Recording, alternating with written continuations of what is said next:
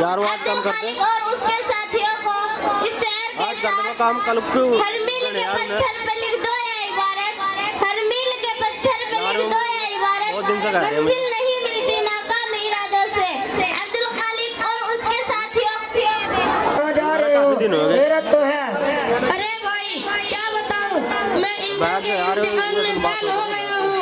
काम की तलाश में एक बड़े शहर जा रहा हूँ। क्या बताऊं, किसी को मुंह दिखाने के काबिल नहीं रहा। अरे सुनो तो पहले।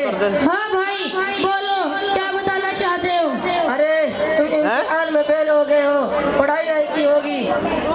पढ़ता कब मैं, वक्त कब है मेरे पास, फुर्सत का है मुझे।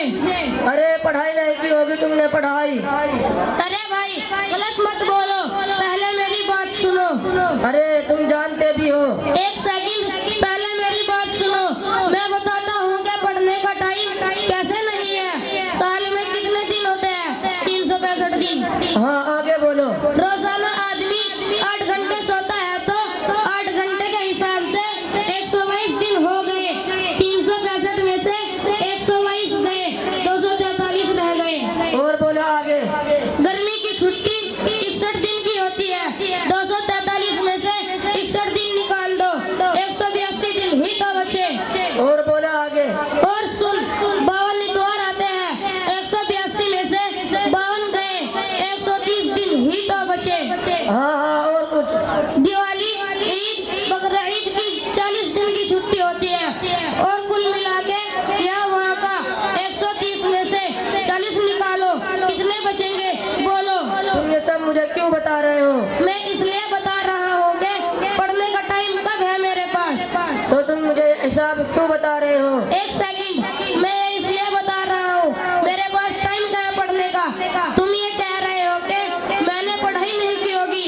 और सुन, 130 में से 40 ईद बकरा ईद की छुट्टी निकालो, 90 दिन ही तो बचे। हाँ तो बस हो गया तुम्हारा। नहीं, और सुनो, स्कूल कॉलेज का फंक्शन 15 दिन का होता है, अब 75 रह गए। खाने पीने नहाने के 3 घंटे के हिसाब से 40 दिन, अब 75 में से 40 दिन घटाओ, 29 दिन ही तो बचे। अब रोजाना 1 घंटा दोस्तों के साथ, उनका भी तो कुछ हक होता है। और कुल मिला के 15 दिन होता है, अब कितने बाकी रह गए? चलो तुम ही बता दो। 14 दिन ही तो बाकी रहे। अच्छा और कुछ? हाँ और सुनो, 10 दिन हम लोग बीमार तो रहते हैं, डेंगू चिकनगुनिया कुछ तो होता है, कुछ नहीं तो कम से कम पेट में दर्द तो रहता ही है। हाँ सारा दर्द तुम्हारे ही पेट में होता है।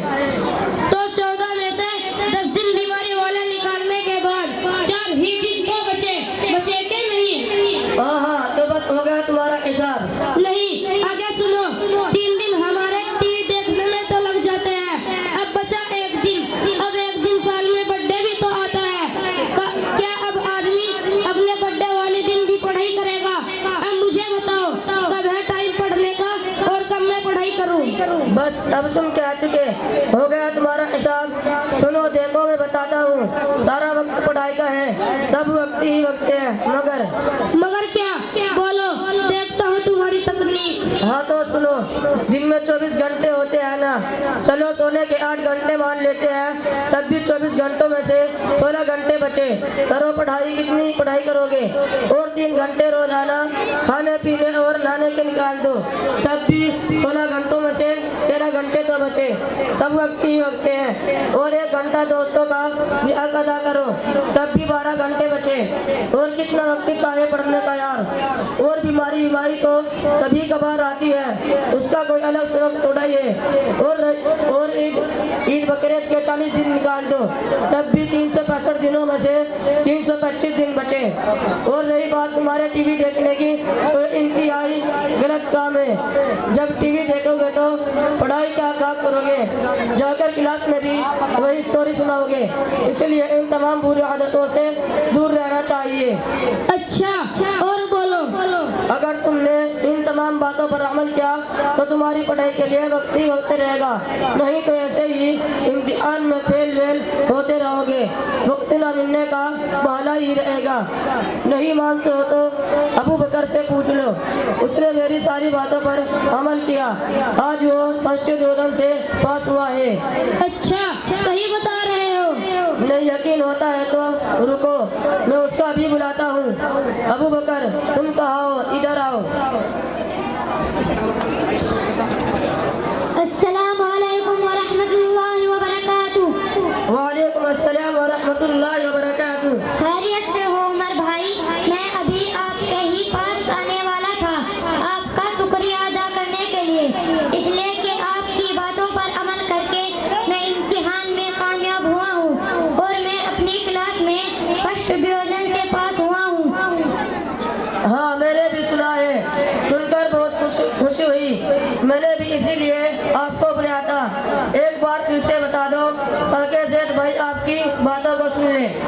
अरे मैं वही तो बता रहा हूँ कि मैं इनकी बातों पर अमल करके कामयाब हुआ हूँ, क्योंकि इनकी वजह से मेरे पास वक्त ही वक्त है और मैं बहुत सा वक्त बचाकर खूब मेहनत से पढ़ाई करता हूँ। सुन लिया ना आपने? अगर तुमने मेरी बातों पर अमल किया तो तुम्हें दिन नहीं देखना पड़ेगा और ना ही वक्त के मिलने की शिकायत रहेगी। जाओ फिर से एक मर्तबा पढ़ाई में लग जाओ, खूब मेहनत करो, फिर देखो तुम्हें कैसे वक्त मिलता है और तुम कामयाबी हासिल करते हो। ठीक है भाई, आपने तो मेरा भूत ही उतार दिया। यकीनन मैं बहुत बड़ी गलतफहमी में था। आज से इंशाअल्लाह आपकी बातों पर अमल करूंगा और खूब दिल लगाकर पढ़ाई करूंगा इंशाअल्लाह। ठीक है, अब हम चलते हैं। अस्सलामु अलैकुम व रहमतुल्लाहि व बरकातुहू। वालेकुम